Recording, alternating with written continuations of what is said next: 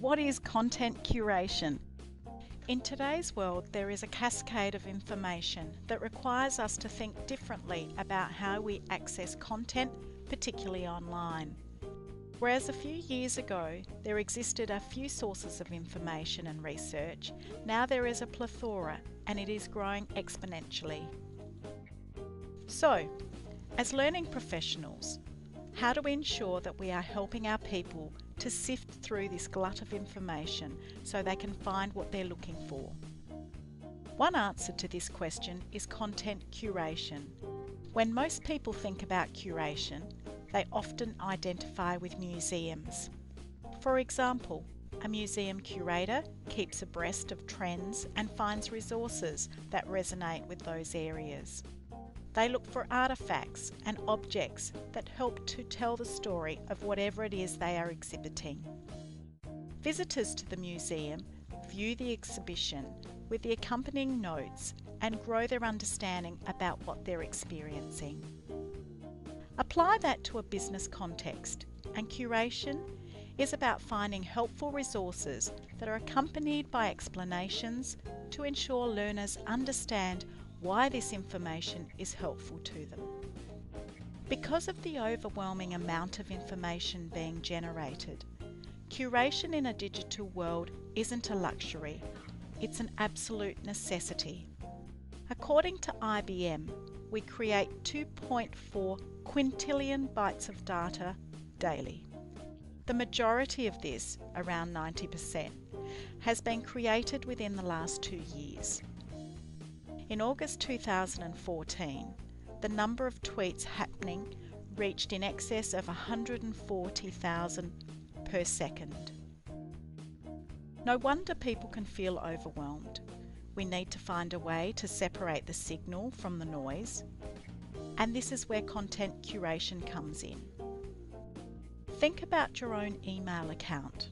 How much information flows in from various sites or subscription services that could be interesting or give you something valuable.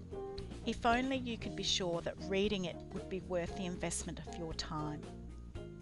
Content that has been curated specifically creates connections between resources that are appropriate to the topics that you're looking for. This includes a curator's opinion of the quality of the resource too, so those viewing it can be better informed about how likely it is to be helpful. Many of us will already have experienced content curation in one form or another. In fact, you've probably already done some curating yourself.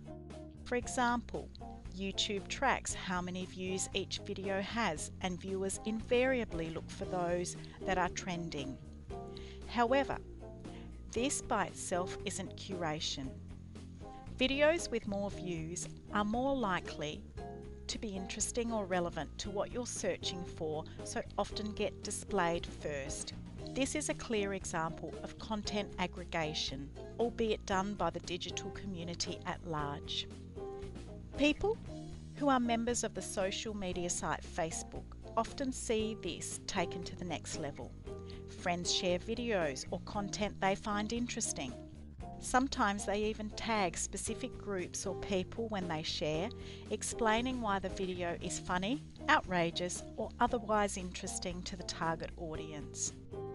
This is a basic example of curation, making content available to specific audiences with context around why it is relevant. That's the key. Social media in particular is often used as an example of how content curation works in the digital world. However, we can't rely on social media to tell us what is right and what is useful. These sites or other search engines can give us the content, but we need to ensure to use our brains to make the connections between the not so obvious stories, events and articles. We need to utilise our own knowledge and expertise as well as our understanding of the context of our organisation. We apply our own critical thinking and sense what is useful and relevant. This is how we learn, and consequently why content curation is a growing part of many people's personal and professional development. This module is the first step to understanding the basics of content curation in a digital world. Once you've completed it, consider how you can use your new understanding to build your experience curating content for others.